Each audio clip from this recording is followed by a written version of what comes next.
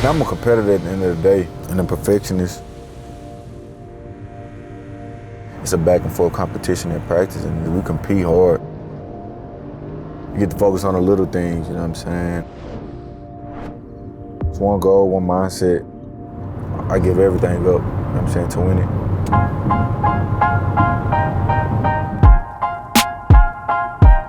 I can't put regular gas in the 7 Series. It's not gonna work right.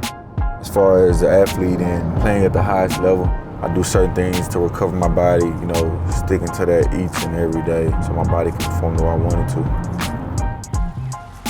It's definitely more than what some people think. Meetings, practice, lifting weights. On a winning team, you want a winning culture. Competition breeds excellence.